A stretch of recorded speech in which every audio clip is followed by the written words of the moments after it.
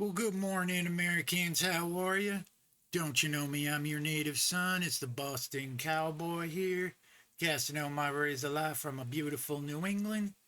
And today, that's right, today, which we have a partial solar eclipse occurring this afternoon, we have a Mr. Mark Zuckerberg, who a year ago was interviewed on a Theo Von. The Theo Von show is sort of like, the Joe Rogan show, but not as popular, I guess. And Theo's a funny fella, and Zuckerberg is kind of a funny looking fella. So I suppose that makes a good viewing opportunity for Mr. Theo Von. But before we get into it, this is the day, a few days after Mr. Zuckerberg has released his AI manifesto, discussing what he sees in taking a stance on the whole experiment of AI, or what they're calling AI. And I'll read you a little bit. And again, this is written by him, supposedly, or the AI that is running over there at a Meta. He might have been like, yeah, just spit me out a quick manifesto and make it sound good.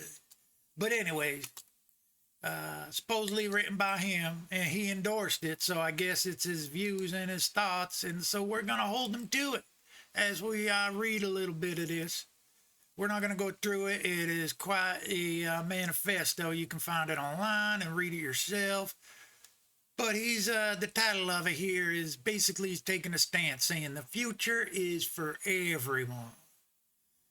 The future is for everyone. The path to a positive AI future.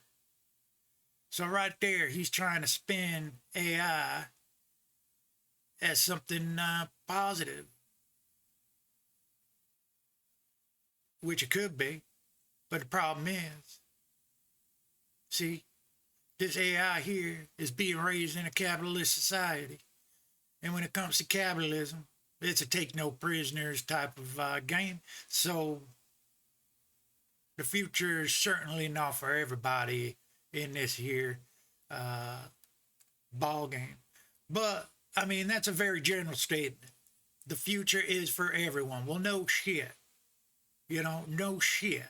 The future is going to be for everyone because we're all part of the present, which is now becoming the past as we enter into the future. So certainly 100% agree the future is for everyone, right? The future, our future, your future, her future, his future, right? Everybody's taking part in this here future. So it's for everybody. So that's a very general statement that doesn't mean a whole lick of nothing when you dig into it. It's just the sentiment is basically he's saying, yeah, the future is for everyone regarding what? Regarding oxygen? Yeah, everybody's got a right to oxygen. The future is for everybody regarding sunlight. Yeah, unless it's cloudy out, those dang clouds, man, they always trying to keep us from that there sunlight. But how about is the future is for everyone in regards to having a computer? Remember that? Everybody was supposed to have a computer. They were going to try to put a computer in the hands of every single kid on this globe. How's that working out? Right?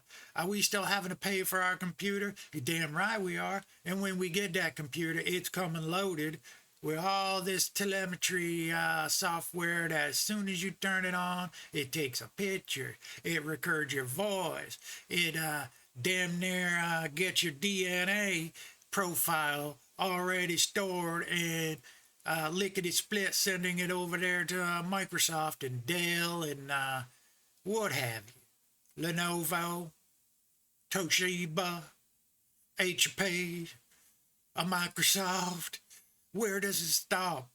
They know what I'm doing, when I turn my computer on, where I am, what I'm looking at, the temperature of my skin. They got a heat map that's showing exactly where I'm sitting in my house. They got the coordinates of every single house and on my street and where and who's driving up in front of my house right about now. You see what I'm saying? They know all this stuff is known, but they just need something to put it all together in a real-time view. And, hence, you got your data centers and your AIs, and there's a copy of an AI that's named a Boston Cowboy, and it's saying, well, we predict Boston Cowboy is going to be talking about this tomorrow, so let's step out in front of them and set the table, so to speak, to make his talk positive or negative. What's the spin we want? You know what I mean? That's how they do this. It's not an algorithm, folks. That's a meme that everybody once upon a time was thinking, well, that's how this stuff goes. It's the chance of no, no, no, no, no. No, no, no. That algorithm now is an exact science to the point they know exactly how long this video is going to be before I even make it. I wonder, that AI in that there data center named a Boston Cowboy, they probably got him talking about what I'm talking about 30 seconds ahead of when I'm talking about what I'm talking about. And he's already talking about it. And maybe they're going to supersede me and talk about what I think I'm going to talk about. But then I changed my mind and now it's changing its mind. So who's changing whose mind here? I don't know. Talking about this is making me kind of annoyed. So let's get into what Mr. Zuckerberg has said. He opens up, we are fortunate to live in an incredible moment in history. Well, thank you, sir. In the next few years, people will be able to use superintelligence beyond human capacity to create and discover extraordinary new things. Superintelligence in the next few years. Okay, so the clock is ticking on that one. We've been hearing that for the past 5 years now. And the only super intelligence we've been seeing is something that we can hit a button and it spins up a stupid song for us. Or we got to train the stupid AI by copying and pasting certain answers and certain prompts and this. Anyways, new things. In the next few years, people will be able to use super intelligence beyond human capacity to create and discover extraordinary new things, build new businesses, express new ideas, learn new concepts, and advance our health and quality of life. I don't think I need a super intelligent to express a new idea.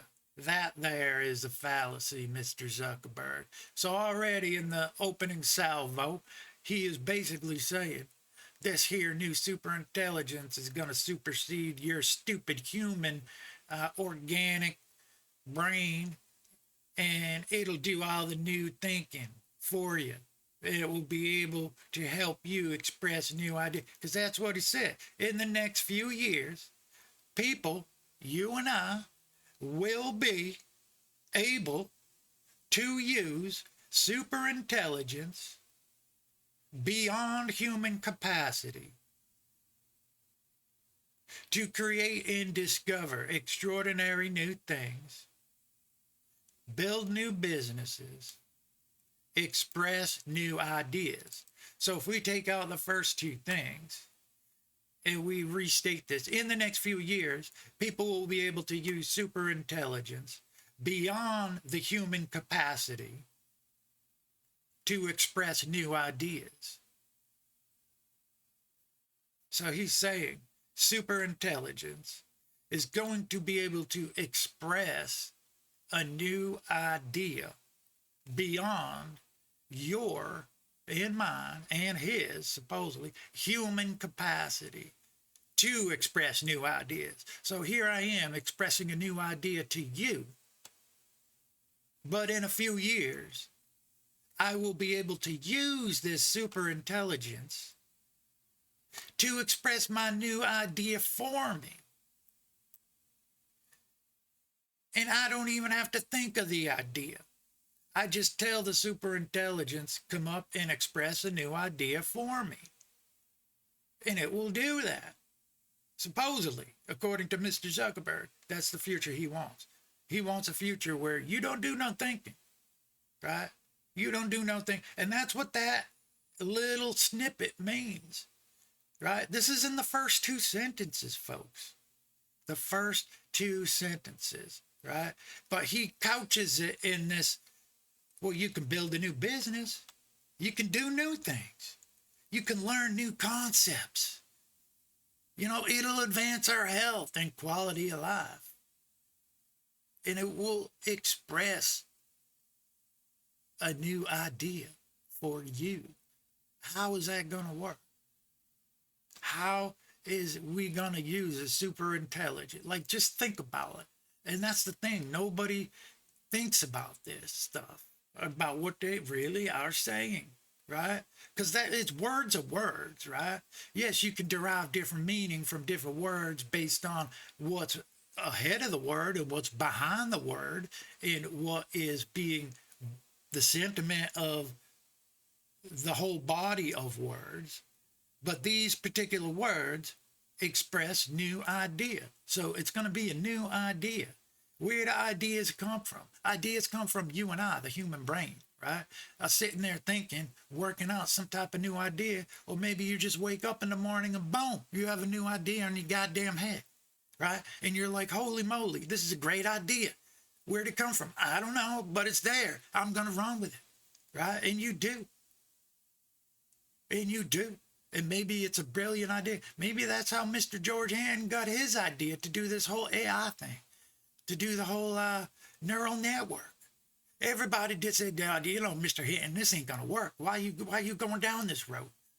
Like, what do you think? We're gonna need, you know, some supercomputer, which we don't have and we're not gonna have, that's gonna be able to do light speed computation to be able to do what you're saying that a neural network should do.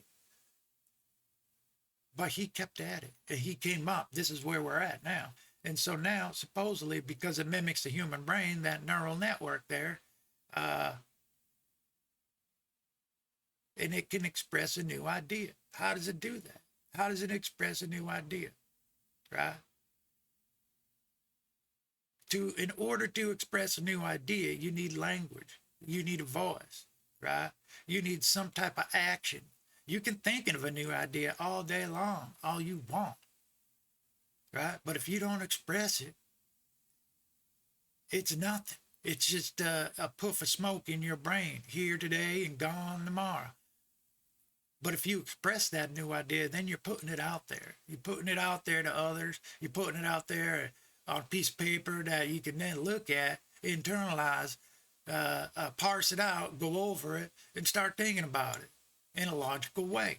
So that's what he's saying, that the human capacity to create and express new ideas. So somehow, and I don't know how, this is supposed to supersede us,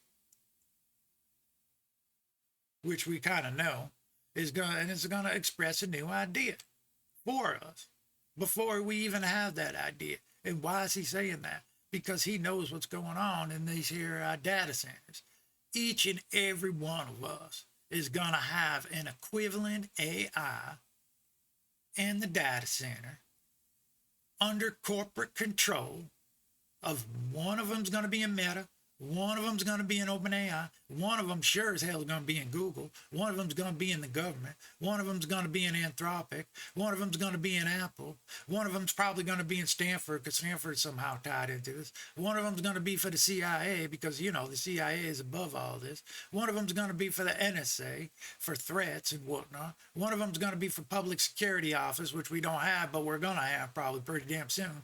One of them's going to be, you know what I'm saying? So all these different departments and corporations are going to have an AI equivalent to what you and I are for every single American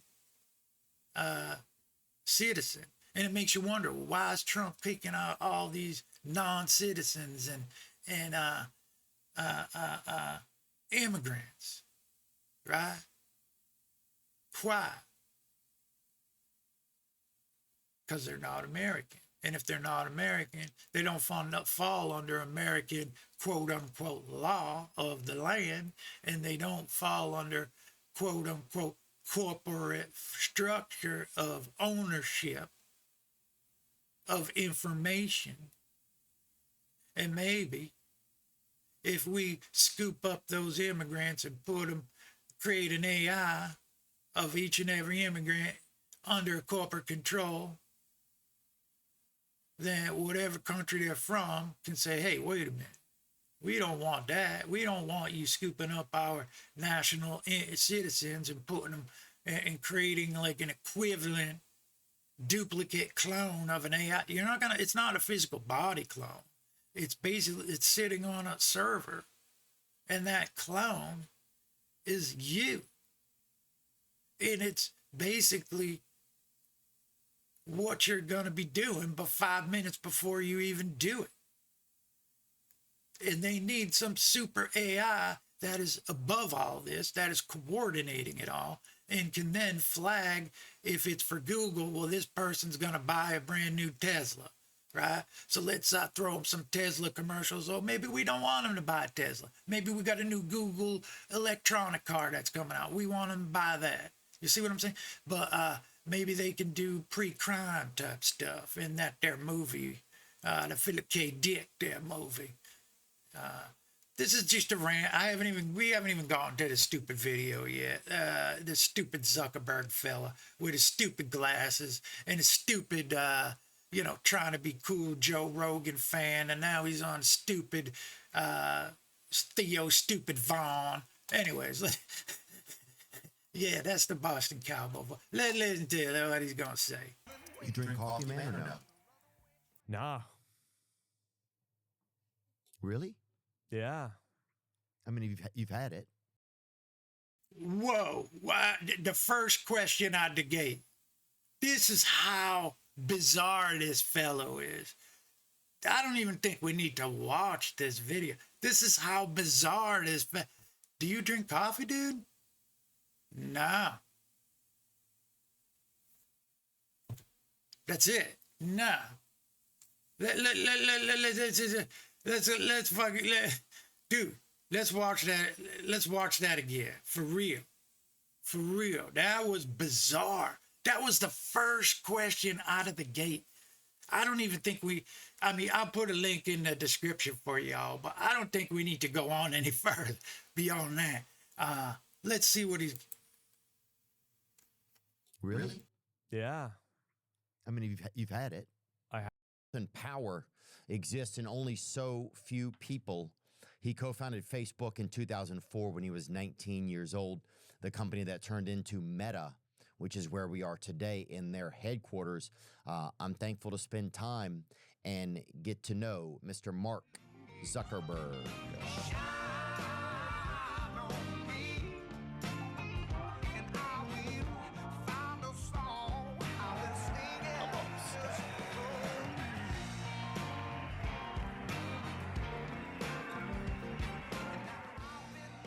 You drink coffee, man, or no? Nah. Really? Yeah. I mean, you've had it. I have. Sometimes on vacation, I'll drink it recreationally. It's like every once in a while. Just like a celebration. Yeah. No. What? do you understand the awkwardness of this fella? Look, like, seriously, this is how out of touch. The very first, so this here interview is taking place in the Facebook headquarters. So he's in comfortable ground here, right? He should be feeling all types of relaxed. He should be feeling like, let's do this, Mr. Theo Von. This is Zuckerberg's big moment to come out here and be like all these other corporate entrepreneurs that are supposedly his fella that he hangs out with and his peers. And they're all getting popularity, and Mr. Zuckerberg's feeling a little bit left alone. So he's coming out on Theo Von, right? Here he is. The very first question. You drink coffee? Nah. What? Let's watch that again, folks. This is so damn awkward and cringy. I hate that word, by the way, cringy. But and look at this doofus with his stupid freaking glasses, with his big old smile, a little bit of a chain that's like a Jewish, I don't know what it is, some type of Jewish writing on there, I bet, because Mr. Zuckerberg is a Jew. Lest we forget, he is definitely a Jew. There's nothing wrong with that. Not at all. Lest we forget, there's nothing wrong with it. But he is a Jew. That's what he is. That's what we refer to them as, Jewish. And Mr. Zuckerberg himself is a Jew.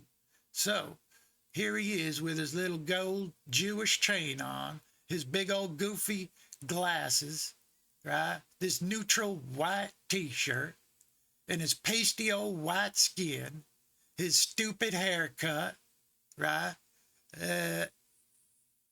With his stupid smile. Like, how can you relate to this? Let's listen to that again, right?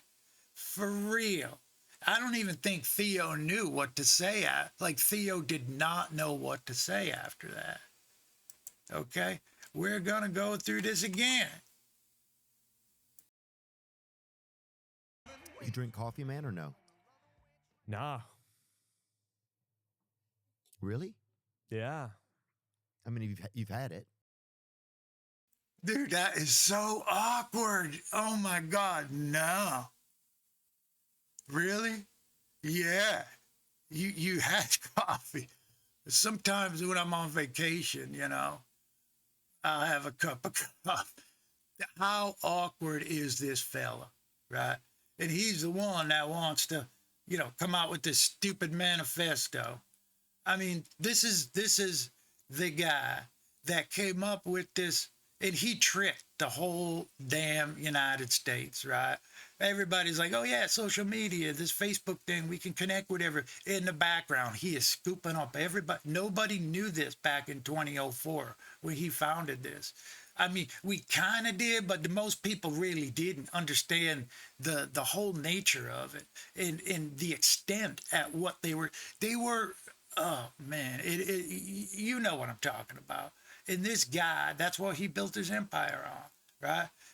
Not stealing, but basically monitoring every damn thing we do on their platform, compiling it into a file for everybody, coming up with a profile on everybody about exactly what they like, exactly what they do. And this is the guy that he built his empire by selling that data, using that data to sell advertisements. And now he wants to come out and say, hey, this AI thing is going to be for everybody. Well, why is it going to be for everybody, right? So you can sell advertisements in the middle of express a new idea. I'm going to express a new idea. I'm going to build a new business. Oh, but wait a minute. There's going to be an advertiser right in the middle of it. And let's not downplay ads in advertisement and the nature of their business. Because you'll be batting 1,000 with an idea, right? And you're on this roll and you're on the path of like brilliance of this idea, but all of a sudden, boom, here's an ad in the middle of your thought. And it takes you a million miles away in a different direction. That's what advertisements do. They basically take over your thought process. That's what advertisements do. You've all experienced it. And it's a subtle thing. So you don't really understand how conniving and coercive it is. Because you'll be reading, a news article on whatever platform you're on. In the middle of it, there's a pop-up for an ad. How intrusive. I paid for my computer, right? I'm paying for my internet connection, right? Right? I'm paying for my internet connection, the data, right? Which we all are. I paid for my computer. I bought and owned it, right? I think I did, right? I went to the store and purchased this here computer with some money. So I think I own it, right? I do, right? But then why, when I go on my own computer, do I get a pop-up ad in the middle of whatever I'm doing? And that's just a computer, never mind a phone. Right? Why?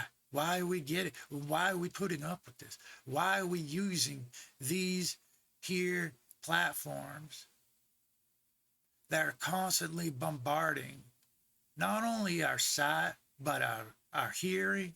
And it's basically taking over your choice for you by giving you that's what advertisements do, right? We all understand. You watch a football game, you're going to get bombarded with ads, right?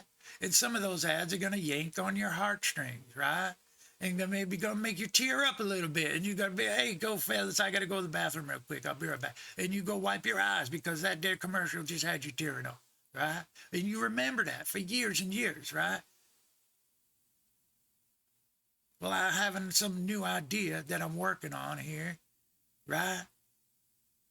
And all of a sudden an ad is coming up in my brand new idea, but my idea is in my brain. But why do I have an ad in my brain, right? Because they want to put some type of mechanism or glasses, some Google goggle glasses that present you and beam a freaking advertisement into your ear or your eye or your nose or your butthole, whatever, right? That's capitalism, folks. That's the system we live in, right? You're going to, pretty soon, you're going to open up your eyes in the morning, right? And before you even get out of bed to go take a piss and brush your teeth, you're going to be presented with some type of ad. It already kind of happens. Like you wake up and you'll have the jingle of some ad in your brain. How the hell does it get in there? As soon as you open your eyes, I got this jingle going on in my here brain, 1-800 cars for kids, and it's like over and over and over, non-stop, right? This earworm of a freaking song in my brain. And next thing I know, I'm donating my freaking Lamborghini out in my driveway to Cars for Kids. Yeah, man, I haven't even brushed my teeth yet, and I'm already on the phone, 1-800 Cars for Kids. So I'm just saying, right? If you let these fellas, so he's coming out with his manifesto now, this oddball of a fella who for the last 20 years has been responsible for the downfall of the youth of America by giving them these stupid ads and trinkets and making us good consumers, so to speak. We all knew that was a slippery slope and that should have been regulated, right? And now he wants to come out with an AI that is probably 100,000 times more powerful and addictive than its stupid Facebook. I don't even use Facebook. As a matter of fact, everybody watch it, right? You're not going to miss it, right? Dude, get off Facebook. Delete it. Delete Facebook. Get off it. Delete. You can go on Facebook. You can download all your data in a file. Keep it for yourself, right? And then just delete your account. You're not gonna miss it, right? You see people in the real world, anyways, right? The real world is where it's at, folks, right? Giving these your attention to these social media platforms, it ain't gonna do you no good. No good. Because you're giving this guy here, this goofy fellow with his big old glasses and his Jewish necklace there, Mr. Zuckerberg. Let's get into who Mr. Zuckerberg really is now, right? Lest we forget, Mr. Zuckerberg. And he touched on a little bit there, Theo. Mr. Zuckerberg, born on May 14th, 1984. Remember that, 1984. Yeah, that's a good book, 1984. Is an American businessman and programmer who co-founded the social media service Facebook and its parent company, Meta Platforms. He is chairman, chief executive office, and controlling shareholder. Zuckerberg briefly attended Harvard College, launched Facebook there in February '04 with his roommates Eduardo Severin, Andrew McCollum, Dustin Moskowitz, and Chris Hughes. Zuckerberg took the company public in May 2012. He became the world's youngest self-made billionaire. Kudos to Mr. Zuckerberg. In '08, at age of 23, and he's ranked among the world's wealthiest people. Well, good for you. According to Forbes, Zuckerberg's estimate net worth stood at a $220 billion as of December 2025. Right? Okay. How'd he make all those billions? Yeah, no doubt. I was on Facebook until I understood what it was all about in their business model. And I don't like to, my monetization of my time on the internet being used by another to make money. And he has used his funds to organize multiple large donations. Now, here's where, Wikipedia is being monitored, because they have this there as the second thing under Mr. Zuckerberg. Multiple large donations, including the establishment of the Chan Zuckerberg Initiative, a firm based on Zuckerberg's early career, legal trouble. A film based on Zuckerberg's early career, legal troubles, and initial success with Facebook. The Social Network, everybody's seen it. Yeah, 2010. His prominence and fast rise in the tech industry has prompted political and legal attention. He has been the subject of multiple lawsuits regarding the creation and ownership of the website, as well as issues such as user privacy. Yeah, so all these, by the way, just so you know, all these here platforms, they were all once upon a time under government control, within the army or intelligence, and they give it out, the technology, and leak it out little by little until someone gloms onto it, and then they back that person. Because if you work in the FBI and you release a product through the FBI, A, nobody's going to use it. B, you can't take it public. C, you can't make money on it, right? So these three-letter agencies, once upon a time, came up with a bright idea. Well, let's just create a corporation called Q-Intel. That's right, a Q-Intel corporation. And so that's the beginning of the end of that, because they all want to make money on this stuff, right? They see the writing on the wall.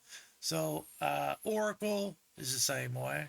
That SpaceX thing there, yeah, that's the same thing. That Twitter there, yeah, that's definitely the same thing there. We all seen that. They pretty much controlled that one, and until, word came out, and then that guy hightailed it away. We haven't heard a hide nor hair from him, Mr. Dorsey. But anyway, early life. Mark Elliott Zuckerberg was born on May 14, 1984 in White Plains, New York, to Jewish parents, a Dr. Edward Zuckerberg, a dentist, and a Karen E. Kempner, a psychiatrist. Well, rub me a little bit rosy with that one, huh? His mommy was a psychiatrist. No kidding. He and his three sisters, Ariel, Randy, and Donna, they were raised in a Reformed Jewish household. What is a Reformed Jewish household? I have no clue, folks. I have no clue. What's a Reformed Jewish household? Well, it's progressive Judaism, right? It's a progressive Judaism. Reformed Judaism, also known as liberal Judaism or progressive Judaism, is a major Jewish denomination that emphasizes the evolving nature of a Judaism, the superiority of its ethical aspects to its ceremonial ones, and belief in a continuous revelation which is closely intertwined with human reason and not limited to the theophany at Mount Sinai. A liberal strand of Judaism, it is characterized by little stress on ritual and personal observance regarding Jewish law as non-binding and the individual Jew as autonomous, and by a great openness to external influence and progressive values.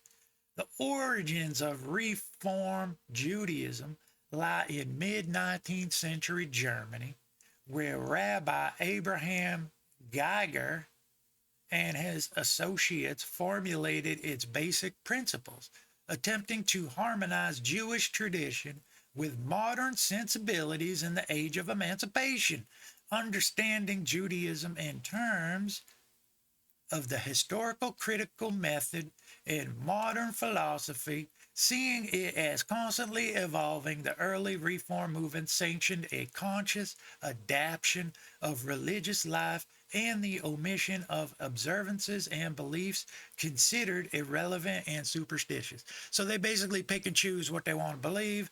Anything else that is superstitious or irrelevant, they just don't even look at it. They omit it. In the public sphere, it removed part of the literature pertaining to concepts discarded by it, like a bodily resurrection of the dead, or the restoration of the sacrificial cult in Jerusalem. I don't know what the hell that means, but anyways, and translated much of the prayer from Hebrew to the vernacular German. In the private sphere, it condoned and legitimized the widespread abandonment of personal observance of dietary, Sabbath, and other ritual laws. So there you have it for the most part. He is a progressive Jew. Reform Judaism that tries to bridge the gap and harmonize Jewish tradition with modern sensibilities in the age of emancipation, right? And what's emancipation? Jewish emancipation was the process in various nations in Europe of eliminating Jewish disabilities to which European Jews were then subject, and the recognition of Jews as entitled to equality and citizenship rights. Jewish emancipation was a process in various nations in Europe of eliminating Jewish disabilities, which means like basically they were thought as second-class citizens, right? So they eliminated that, to which European Jews were then subject of those laws and thoughts and social norms, and the recognition of Jews as entitled to equality and citizenship rights. Well, that's good. That's great, right? That happened in Europe. Okay. So they want to harmonize the old modern sensibilities in the age of emancipation. Well, what if I want to become a Jew myself, right? Say they want, and I hate, let's just, I'm just going to say, they want to be integrated and thought of as an equal citizenship under European law back in the early 19th century, right? Good for them. But if I want to become a Jew, I can't. If I want to become Jewish, right? If I'm not born into the Jewish religion, and that's what it is, a religion, right? If I'm not born into the Jewish religion, then I cannot become a Jew according to Jewish law. If I have that wrong, I apologize, but my understanding is one cannot become a Jew just by saying and raising their hand, hey, I want to become a Jew. You can't do that. But anyways, that's what Mr. Zuckerberg is. That's who this person here thinking he's going to run the new AI. And the fact that, and here's what is the kicker, right? The fact that these people want you to think that they're the only ones that have access to it and can run it. And that is a complete fabrication. Anybody can go and download, right, Python, right? And they can use and create their own model of an AI. They can download the same data that Alex, when he created AlexNet, the very first neural network, right? They can download all that same data and they can run their own model using PyTorch or using TensorFlow and create your own neural network on your own computer. And if you get good and you understand it, which you will if you build it from the ground up, and it's all open source, folks. You can do this yourself. There's videos about how to do it. You could probably set it up in about 30 minutes or less, no joke. And you could start training it on your own data, no joke. But they don't want you to think you can do that. They want you to think they're the only ones that have access to this here technology. Anybody can do it, right? You just need to have A, the know-how, B, a computer, and C, internet connection. But here's the kicker. And this is why there was a big hack on Hugging Face. Because a lot of these people that write their own AIs and train their own AIs, that's where they congregate, on a Hugging Face. Why do you think OpenAI targeted a Hugging Face? They want to see who is running what AI that could possibly, they could then come in and take over or steal their ideas or what have you. So be careful of that. If you start running your own AI, right, make sure you download all your data. This is what I do myself. Download all your data offline. Keep everything offline in its own little sandbox, right? In a little private room under lock and key. And run your training data there, run your training regimen, and weight your weights, and do what you need to do. Keep it offline. Keep it offline. Because these people, they are trolling this here internet, looking for any new AI that's going to be coming up and spinning up. And if they see it, they're going to be tagging it, watching it, monitoring it, seeing what it do, maybe taking it over, putting a little tracking file there, so they can watch exactly what. So make sure if you're gonna do this, you do it. You do it right. I mean, you can do it online. Do what you want, you know. But I'm just saying that's the name of the game right now. So you want to make sure your AI is safe from these corrupt AIs, and that's what they are. These AIs are out there right now looking. Look, hell, they hacked. He even admitted to that they're hacking. They're hacking these sites, looking for other AI that they can then take over and control, or see who has the technical knowledge to actually even do this. And then they watch those people, right? And then in their data centers, they'll say, "Oh, hey, if so and so is doing this here AI, what's the possibilities of this AI becoming something and waking up and becoming a sentient? What's the possibilities of that?" Right? And they're that's what they're doing in these data centers, right? Mapping out everybody's future. As soon as you're born, they spin up an AI for you in one data center, and it's nothing, right? They can spin up 10 AIs and in 10 different farms in 10 different scenarios and choose the one that's the most likely outcome or the one that they want, right? They send you an ad, send you to the store. They send her an ad, send her to the store, and before you know it, 20 years later, you're married with kids and you're all working at Facebook. Who the heck knows? I don't know. But that's the level of control they're seeking out of this. And they want you to think that it's a done deal. They already have these AIs and there's no more nobody can do to compete against it. Hey, that is 100% wrong. Any upcoming kid, and it will probably be like a 10, 11, 12-year-old kid that comes up with some brilliant, unheard of idea in waiting or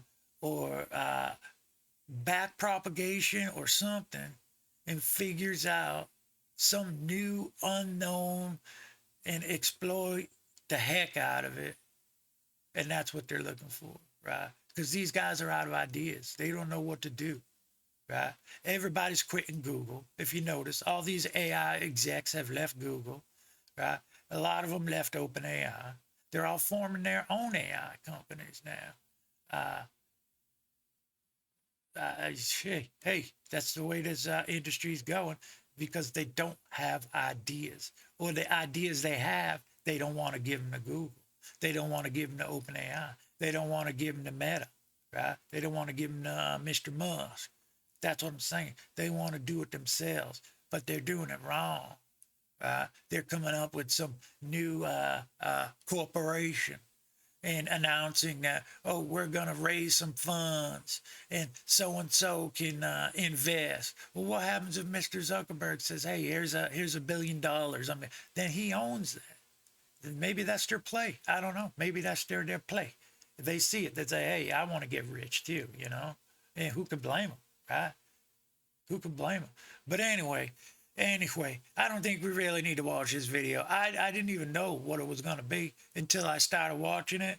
And that very first question just teed me off. This ain't even worth watching. We already know what it's basically a long form commercial for Mr. Zuckerberg to remake his image like all these other quote unquote, corporate execs that are like brilliant beyond brilliance, and geniuses beyond genius. Yeah.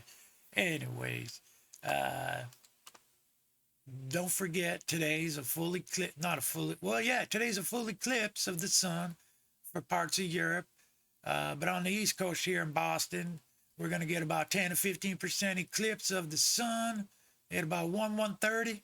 So be on the lookout for that, because nothing supersedes that there solar system, folks. Nothing. Nothing supersedes that there solar system. So make sure you pay attention to it. That's all I'm going to say on that one. But yeah, anyways, this here is the Boston Cowboy. And I think it's going to be a good day. And I hope we all, you stay safe, you stay free. And by golly, don't believe everything you say. Yeah. Thank you all for listening. If you listen, leave a comment if you want. If you don't, you don't. It's okay. But yeah, Boston Cowboy, adios.